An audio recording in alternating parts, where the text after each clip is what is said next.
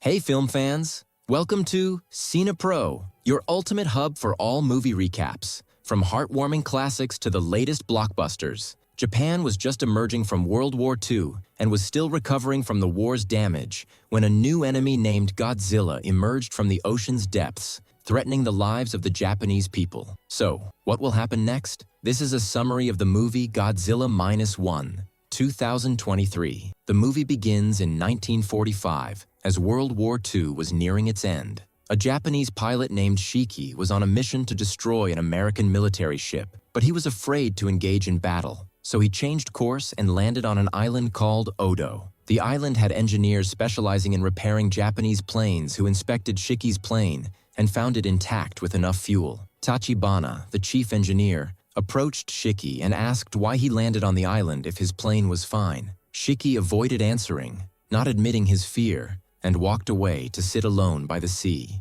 He was surprised to see many dead fish on the shore, and suddenly, at night, the alarm sounded on the island. All the engineers thought America was attacking them, but they were shocked when the monster Godzilla emerged from the water, starting to destroy the place. The Japanese had heard of Godzilla before but didn't believe it existed, and they all ran and hid from it. Tachibana told Shiki he had to attack the monster with his plane's artillery because he was the only soldier there. Shiki gathered his courage, went to the plane, and was ready to fire at Godzilla. But when he saw its enormous size, he froze and didn't fire. Godzilla approached the engineers, who started shooting at it, but the bullets had no effect. Godzilla decided to attack them, killing them one by one. Shiki watched helplessly as everyone died in front of him. After Godzilla finished them off, it went to destroy Shiki's plane, but Shiki managed to escape before the attack. Shiki fainted, and when he woke up, he saw the corpses. He was one of the few survivors on the island, along with Tachibana, who blamed Shiki for what happened, saying he could have shot Godzilla with the plane's artillery but was too scared. He pushed Shiki to the ground.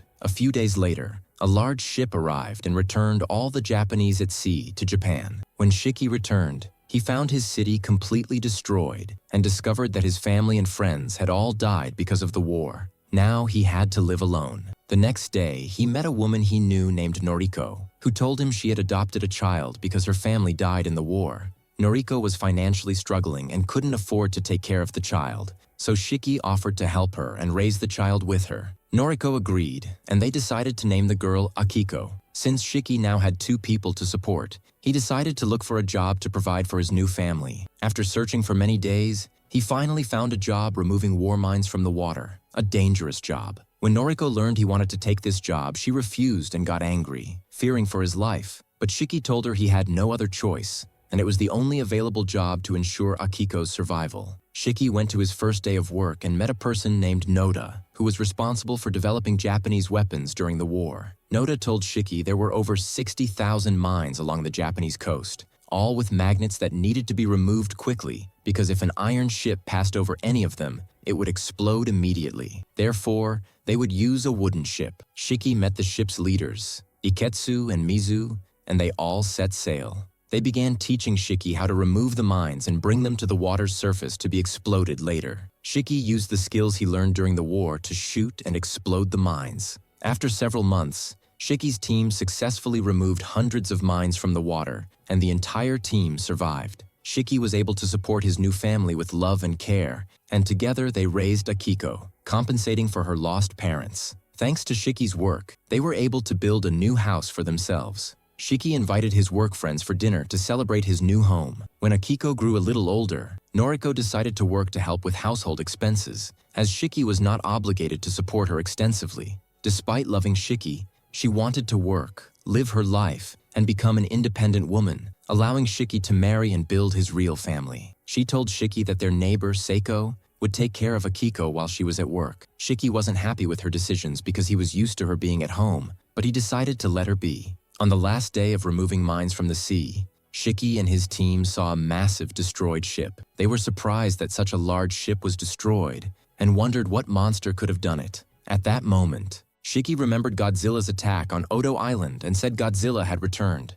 He pointed to the fish floating on the water's surface and said he saw the fish like this when Godzilla attacked them, a sign that Godzilla was approaching. His colleague Iketsu, upon hearing this, understood why the government sent only the 4 of them on a mission at sea, feeling they were sent as bait to confirm Godzilla's existence. Shiki became anxious, fearing Godzilla might appear at any moment, and said it might have grown larger since he last saw it. Shortly after, the number of dead fish around them increased, so Shiki went to sound the alarm, waking his colleagues and telling them to return to the city. But Iketsu decided not to flee and face Godzilla, preparing himself and gathering the mines to attack it. Godzilla appeared, attacking a nearby ship, and Shiki and his colleagues were shocked by the scene. Godzilla then approached Shiki's ship, and they quickly moved, throwing the mines into the water and waiting for Godzilla to approach before detonating them. However, the explosions weren't enough to kill Godzilla. They only angered it. It approached their ship rapidly, and Shiki used the cannon to fire at Godzilla. But even this attack wasn't enough to kill it. Noda saw Godzilla approaching with its mouth open, so he threw another mine into the water, which Godzilla accidentally swallowed. Shiki fired at it, causing the mine to explode in Godzilla's mouth, inflicting severe injuries. However, Godzilla quickly regenerated the injured areas and became even more enraged. Fortunately, a military ship arrived. Godzilla attacks, and due to this attack, Godzilla decides to change his course and attack the army ship. Before he could attack them, they hit him again with strong blows, and Godzilla cannot withstand them and retreats into the water. All the soldiers on the army ship think they have finished him off and killed him, but suddenly a beam emerges from Godzilla from under the water, splitting the ship in two. After the chaos caused by Godzilla, he returns to the water to recover from his injuries. Shiki and his colleague return to Tokyo, and Shiki wakes up to find himself in the hospital because he was injured in the head. He tells Noda that they must warn the government about Godzilla to evacuate the city. But Noda tells him the government has no intention of informing the public about Godzilla because the country is still trying to recover from the World War. Shiki returns home feeling frustrated, and Noriko notices his distress and asks him what's wrong. Shiki starts telling her everything and explains that during the World War, he was a military suicidal pilot, meaning he entered aerial battles with the goal of sacrificing himself to kill the enemy. He tells her that on his first mission, he was scared for his life and landed on Odo Island, where there was a team of engineers. He lied to them, saying his plane was malfunctioning.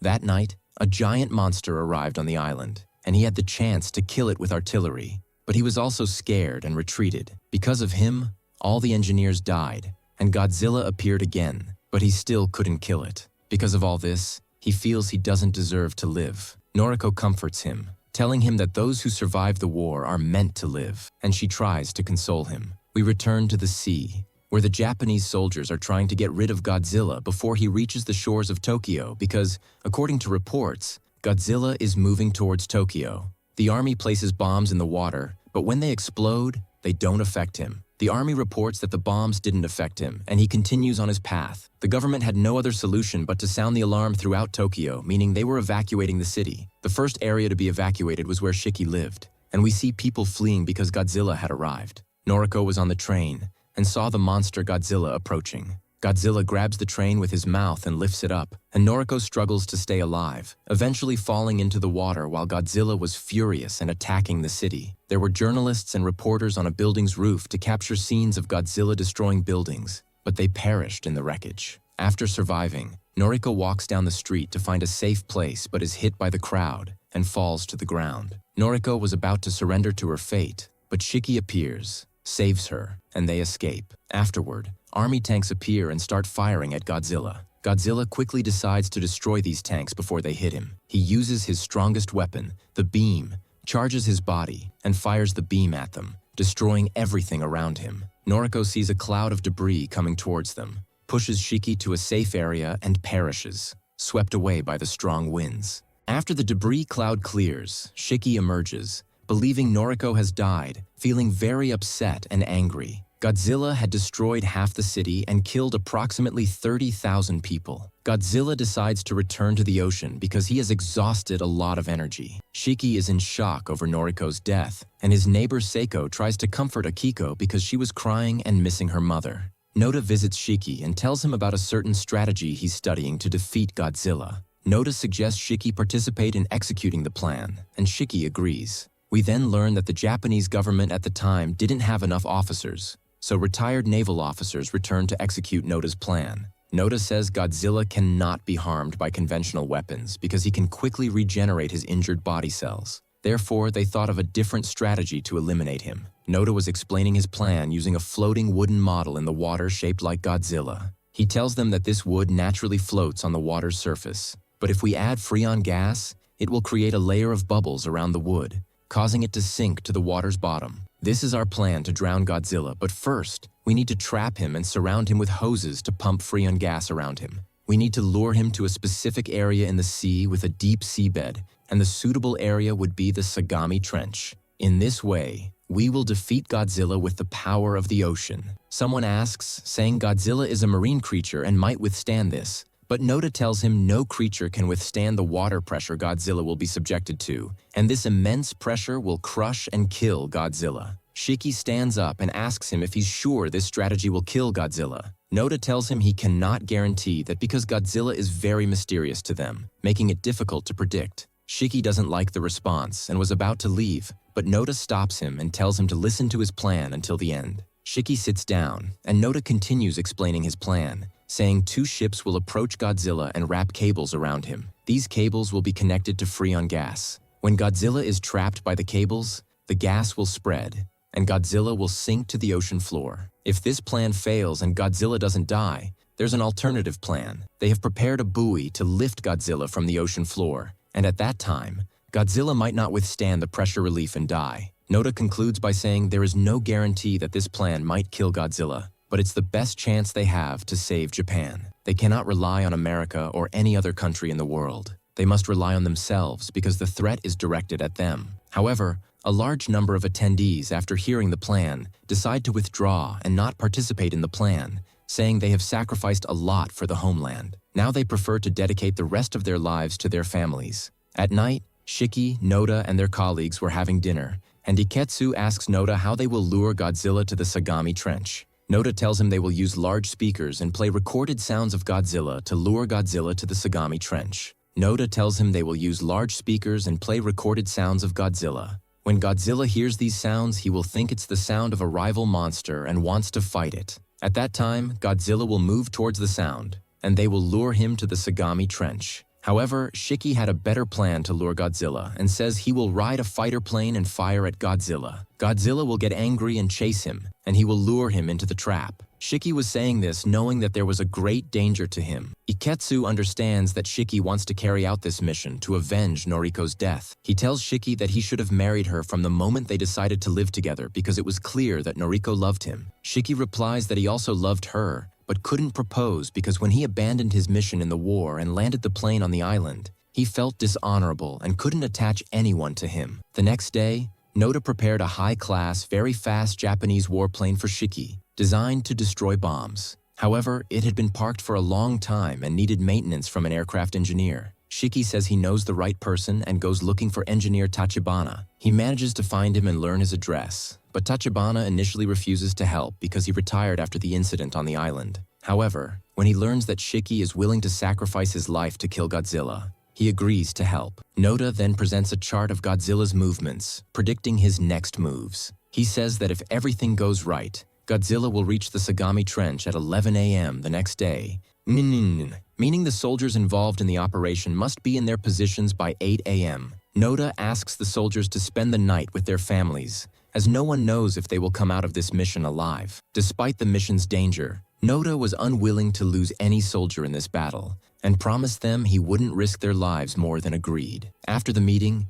Mizu asks Noda and Iketsu to join the mission, but they both refuse because Mizu is still young and has never been in any war. However, it becomes apparent that Mizu genuinely desires to join the war, even if it means dying. Meanwhile, Tachibana works on Shiki's plane, and Shiki spends time with Ikiko, feeling he might not survive the next day's mission. Ikiko was his whole family now, and she gives him a drawing she made of him and Noriko. Ikiko starts crying, saying she wants her mother. Shiki holds her and tries to comfort her. The next morning, Shiki leaves an envelope with money for Ikiko. Ikiko will be under the care of their neighbor Seiko if Shiki doesn't survive. Shiki then heads to the hangar where the plane is stored. Tachibana tells him he installed a bomb inside the plane as requested. Shiki's plan was not just to fire at Godzilla, but to fly into Godzilla's mouth and detonate the plane, hoping it would kill Godzilla, especially if Noda's plan didn't work. Despite knowing he would die, Shiki was determined because he wanted to avenge the monster that killed Noriko. The soldiers were in position,